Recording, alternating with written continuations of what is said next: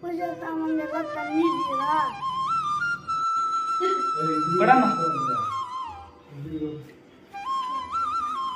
ಪೂಜೆ ಸಾಮಾನು ತಂದಿದ್ದೀರಾ?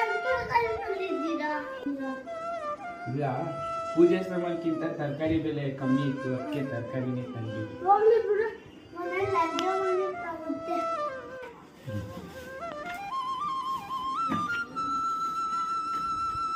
ಅಮ್ಮ, ಪಕ್ಕದ ಮನೆಯವ್ರದ್ದು ವೈಫೈ ಪಾಸ್ವರ್ಡ್ ಹೇಳಕ್ಕಾಗುತ್ತಾ?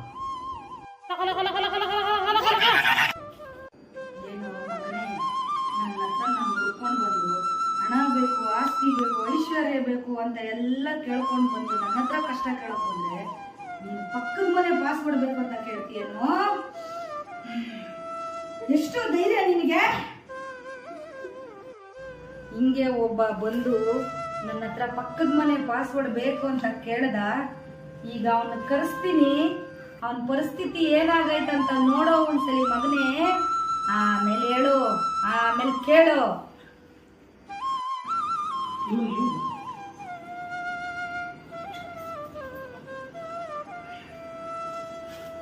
ಅಮ್ಮ ಅಮ್ಮ, ವೈಫೈ ಪಾಸ್ವರ್ಡ್ ಕೇಳಿದ್ದಕ್ಕೆ ಈ ಗತಿ ಬಂತು. ವೈಫೈ ಪಾಸ್ವರ್ಡು ಬೇಡ, ಏನೂ ಬೇಡ, ಜೀವನಕ್ಕೆ ದಾರಿ ತೋರ್ಸಮ್ಮ. ಇವಾಗಾದ್ರೂ ಬುದ್ಧಿ ಬಂತೇನೋ ನಿನ್ಗೆ?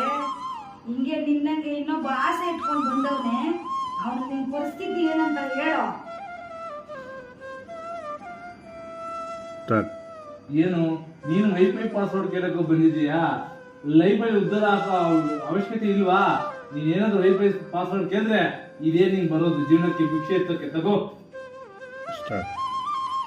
ವೈಫೈ ಪಾಸ್ವರ್ಡ್ ಕೇಳಿದ್ಕೆ ಇಷ್ಟೊಂದು. ನನಗೆ ವೈಫೈ ಪಾಸ್ವರ್ಡು ಬೇಡ, ಏನೂ ಬೇಡ. ನನಗೆ ಒಳ್ಳೆ ಬುದ್ಧಿ ಕೊಟ್ಟು ತುಂಬ ಕಾಪಾಡೋಣ. ಅಯ್ಯೋ, ನಾನು ಪಾಸ್ವರ್ಡ್ ಕೇಳೋಣ ಅನ್ಕೊಂಡಿದ್ದೆ. ಅವಾಗ ಆಯ್ತಲ್ಲ, ಅಷ್ಟು ಜಾಗ ಕಾಯ್ಕೊಂಡು